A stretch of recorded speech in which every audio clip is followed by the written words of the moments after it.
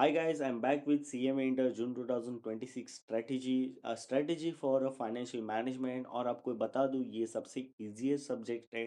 अगर आपने इसको कॉन्सेप्चुअली पढ़ा तो और इसकी स्ट्रेटेजी समझ ली तो आप भी मेरी तरह एग्जामिशन स्कोर कर सकते हो। तो यहाँ पे एमसीक्यू का ब्रेकडाउन है। देन यहाँ पे देख सकते हो कि टाइम वैल्यू ऑफ मनी में से हर टाइम एक एमसीक्यू आता है। एंड फाइनेंशियल मार्केट में से एक एमसीक्यू आता है, डेफिनेटली आता है। कॉस्ट ऑफ कैपिटल से दो एमसीक्यूज आते हैं, हमेशा से आते रहते हैं।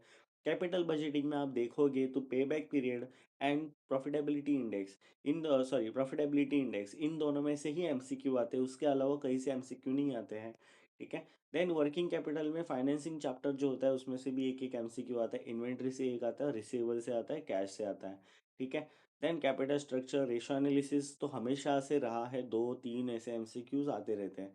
एंड डिविडेंड डिसीजंस में से भी एमसीक्यू आने के चांसेस है। और डेटा एनालिटिक्स के तीन एमसीक्यूज डेफिनेटली आते हैं। और डेटा एनालिटिक्स के एमसीक्यूज आपको कहाँ से करने हैं, तो एमसीक्यू बैंक स्टडी मैट के एमसीक्यूज एंड पीवाईक्यू के एमसीक्यूज जो होते हैं उसमें से आपको क्या करना है, एमसीक्यूज करने हैं। Okay. Now coming to the paper analysis, मैं आपको पेपर एनालिसिस बता देता हूँ। तो यहाँ पे क्वेश्चन नंबर 3 जो आपका रहता है उसमें हमेशा रेशोज का 7 मार्क्स का क्वेश्चन रहता है, डेफिनेटली करके जाना है। रेशोज अगर आपने किए नहीं होंगे तो प्रकाश पटेल नहीं तो नितिन गुरु, इन दोनों में से किसी की टीचर की भी वीडियो देख सकते हो, तो आपका रेशो एनालिसिस का डर खत्म हो जाएगा। देन यहाँ पे फंड फ्लो और कैश फ्लो, इन दोनों में से क्वेश्चन आता है। अब देखो यहाँ पे क्या है ना, स्कोर में से एक क्वेश्चन आया था दिसंबर 2024 में, बट मैं बोल नहीं सकता स्कोर आएगा फिर से, फिर भी स्कोर का फॉर्मूलाज करके ही जाना। बट कैश फ्लो आने के ज़्यादा चांसेस है एंड फंड फ्लो काफ़ी वक्त से आया नहीं है। तो एप्लीकेशन ऑफ फंड्स करने के लिए आपको करना चाहिए, मतलब समझ के लेना चाहिए कि एग्जैक्टली करना क्या है। देन यहाँ पे कॉमन और कंपेरेटिव, इन दोनों में एक मतलब गैप छोड़ के आ जाता है, तो इस बार आप समझ सकते हो कि इस बार कंपेरेटिव आने की चांसेस है, मतलब ट्रेंड एनालिसिस। देन उसके बाद कॉस्ट ऑफ कैपिटल हमेशा से 7 मार्क्स का आता है, पीवाईक्यू के क्वेश्चंस करके जाना 2016 से लेके 2025 तक के, आपका डेफिनेटली कॉस्ट ऑफ कैपिटल हो जाएगा। देन यहाँ पे हम कैपिटल बजटिंग का क्वेश्चन देखते हैं, तो यहाँ पे एक दो क्वेश्चन आते हैं मोस्टली। एक तो मशीन का क्वेश्चन होता है and second one is a project का क्वेश्चन। अभी हाल फिलहाल में इंस्टीट्यूट क्या करती है ना कि भाई दोनों के दोनों क्वेश्चन जो है ना वो प्रोजेक्ट बेसिस पे बना रही है। तो मशीन के ऊपर कोई क्वेश्चन नहीं आ रहा है फिलहाल, मतलब replacement of machines and all etcetera, तो उसके ऊपर क्वेश्चन नहीं आ रहा है, बट क्वेश्चन आने की चांसेस ज़्यादा है। तो मशीन का क्वेश्चन आपको करके जाना है, रिप्लेसमेंट वाला स्पेसिफिकली। अगर मतलब एक मशीन आपके पास पहले से ही है तो दूसरा मशीन अगर मतलब कंपनी ले रही है, तो उसका कैसे क्या करेंगे, कैपिटल बजटिंग क्या होगा, तो उसके बारे में ये क्वेश्चन होता है। तो इस बार आने के चांसेस लग रहे हैं, अगर इंस्टीट्यूट को थोड़ा बहुत हार्ड निकालना रहा तो ये रिप्लेसमेंट वाला दे देगा। तो करके जाना, तो प्रोजेक्ट क्वेश्चन जो भी नॉर्मल वाले पीवाईक्यू रहते हैं वही करके जाना है, उससे ज़्यादा कुछ नहीं आएगा। देन उसके बाद वर्किंग कैपिटल जो निकालना रहता है हमारा, उसका तो डेफिनेटली 7 मार्क्स का आता है। और यहाँ पे इन्वेंट्री, डेटर और कैश, इनमें से ही क्वेश्चन आता है। तो कैश में कौन सा क्वेश्चन आता है, तो जो कि फॉर्मूला दिया हुआ है ना इंस्टीट्यूट ने, वही वाला क्वेश्चन आता है कि भाई मिनिमम कैश कितना रखना चाहिए, एक्सेट्रा एक्सेट्रा। और डेटर में भी इस बार चांसेस है कि डेटर आने के, क्योंकि काफ़ी वक्त से क्या हुआ है ना, इन्वेंट्री आ रहा है, तो इस बार डेटर आने के चांसेस ज़्यादा है।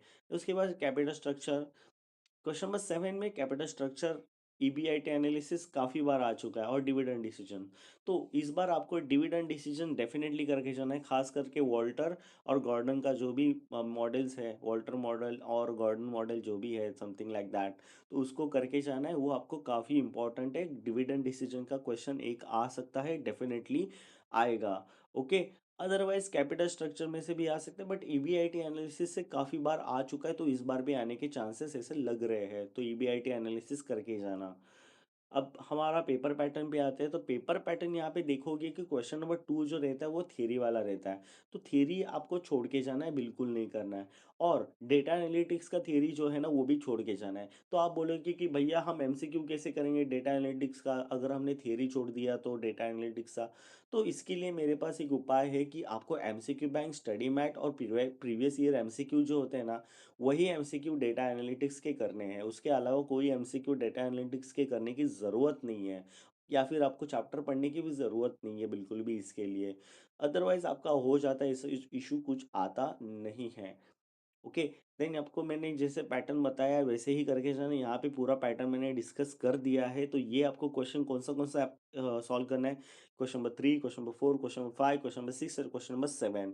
ये हो गए आपके 5 क्वेश्चंस। और बाकी का जो थ्योरी वाला पार्ट है वो छोड़ के जाना है आपको, बिल्कुल नहीं करना है।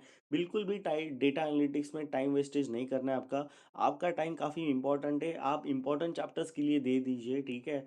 अब मैं बताता हूँ कि आपको पढ़ना कैसे है। तो सबसे पहले आपको ratio analysis, fund flow, cash flow, ऐसे इजी इजी टॉपिक्स होते हैं ना, उनको पहले पढ़ के लेना है। फिर उसके बाद common, comparative, cost of capital, इनको पढ़ना है। इनको पढ़ने के बाद आपको कहाँ पे जाना है, वर्किंग कैपिटल के ऊपर जाना है। वर्किंग कैपिटल के जो भी पास्ट के क्वेश्चन है, इंस्टीट्यूट ने पूछे हुए क्वेश्चन है, उनको आपको करना है 2016 से लेके 2025 तक के क्वेश्चंस।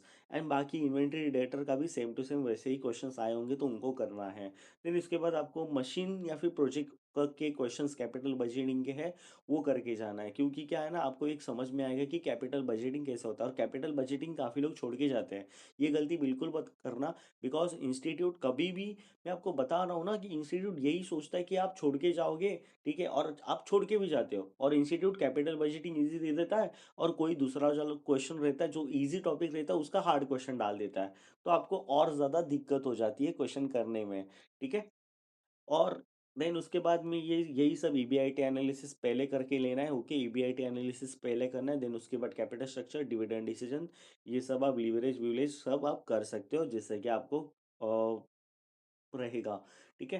तो दैट्स फ्रॉम माय साइड, मैंने सब स्ट्रेटेजीज अभी भर दिया है, कर दिया है। तो आपका जिम्मेदारी है कि आप अभी इसको शेयर करिए दूसरों के साथ, और उन आपके साथ साथ दूसरों को भी ये बेनिफिट देने दीजिए। Thank you, bye bye.